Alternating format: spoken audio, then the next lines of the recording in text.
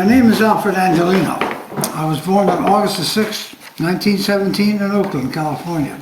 After my mother passed away, my father did not have the financial ability to take care of a family of 6. So I grew up in the Ladies Relief Society orphanage in Oakland. I was there from the age of 2 to 10 years old. While at the orphanage, I had no idea that I had any siblings other than my younger brother. When I heard that Pearl Harbor attacked, I was taking a break disking with my brother off Watsonville Road. It was December the 7th, 41. We were standing outside the car listening to the radio when we were informed about the attack. That same afternoon, I went to San Jose and tried to get into the Navy. I was denied because I was colorblind. At that time, I was 24 years of age. The military service started when I was drafted on Army Day, April the 6th, 1942. From the Los Gatos location of the Draft Board Center, I, along with other draftees, were taken by bus to the Presidio Monterey, and we were assigned to our barracks, given our clothes, a rifle, no ammunition, and subjected to an intelligence test and a physical. At that time, newspaper headlines stated that no GIs would be sent overseas without at least 6 months of basic training. Although we were supposed to abide by the rules, the afternoon of our 4th day there was when I got on a train with 600 other men, and we were taken to San Francisco to be boarded on a U.S. Army transport for overseas.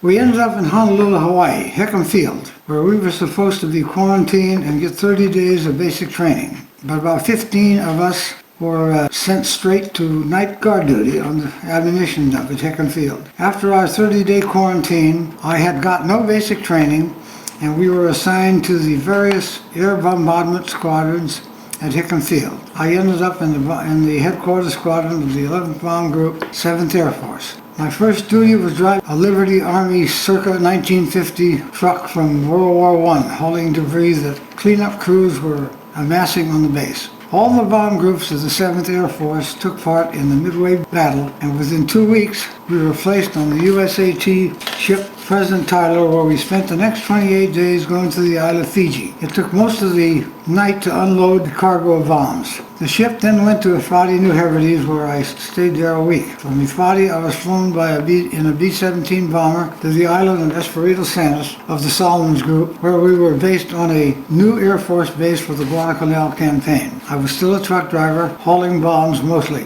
One morning, I walked to the airstrip and saw several C-47 cargo planes, DC-3s, taking off for Guadalcanal with ammunition loads for the troops. When the next plane started to take off, it went off the runway and a propeller came chopping through the bed and cabs of trucks. While the plane continued on, the left-hand gear collapsed and the ship caught fire, causing the C-47 gas tanks and ammunition to explode. I hid behind a nearby palm tree and then saw a magnesium flare shoot out of the fire and land on the left wing of a B-17 bomber. Considering that the wing contains the most fuel, I knew I needed to do something about this flare quickly. I took a piece of 2x8 or 10-foot steel called Marston matting and brushed the burning flare off the wing and onto the ground. This was probably my defining moment in life, because if the flame blew, I was dead. Eventually, we headed back to Oahu.